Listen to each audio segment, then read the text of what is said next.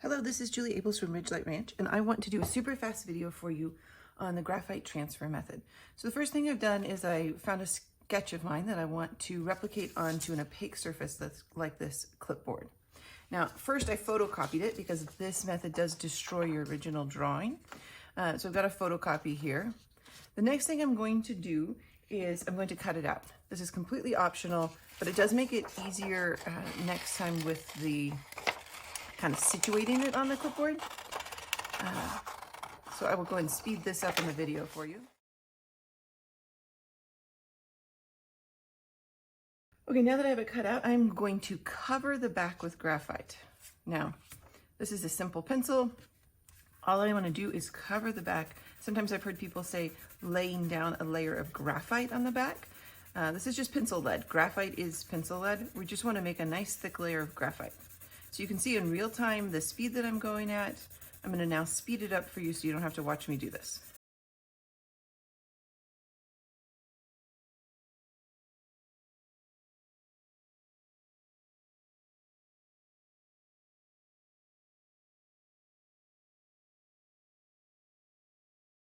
All right, the thicker layer that you have on it, the better. I'm gonna just kind of have a medium weight one. I've already drawn this drawing before. I know I can fill in the details, but if you're doing this with your kids, encourage them to have a really thick layer. Just go over and over it because that'll make the tracing easier. All right, now I'm going to situate it, and this is why we cut it out. It's a little bit easier to kind of see where I'm setting everything if I've got it trimmed out. Sometimes I tape it down. With my kids, I always tape it down. With me, I don't know, sometimes back and forth. But today we will tape it down. The next thing I do is I grab a red pen, and I like red because I can see where I've traced. And now I just go over these lines. And if I want, because it's taped, I can lift it up and peek and make sure that it's transferring. Now the best thing about this method is that you do end up with graphite on your opaque surface, which is better because graphite is erasable. If you use carbon transfer paper, that carbon puts down a layer that is really not erasable if you make any mistakes or if you kind of go over a different line.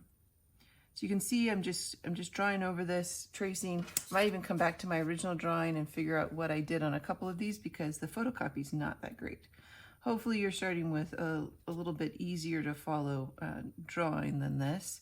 If you're struggling to find images, when you Google something, you can add the words line drawing to your search and you will come up with kind of drawn images as opposed to photographs. Maybe I'll make another video at some point on how to turn a photograph into a line drawing. All right, so you can see that we're all done here. If I find some places that look like maybe they're not very dark, I can go over them again. We've got our image traced on there. Now, I don't know how well you can see that on the video. It's really light here, but it's definitely visible. The next thing I like to do is to go over with ink. And now with the pencil, I would try to just go pretty quick and just get it drawn on here because it is erasable. I can always come back and erase one of these lines. With the pen, I want to stop and kind of take my time and make sure that I draw it just how I want it because it's very hard to remove any kind of ink. This is a permanent ink, one of my favorite pens. The whole Sakura Pigment Micron set, I use a lot of these pens. So that's pretty much it. I will speed up my final drawing here so you can kind of watch it come to life. But that's it. Please feel free to ask me any questions.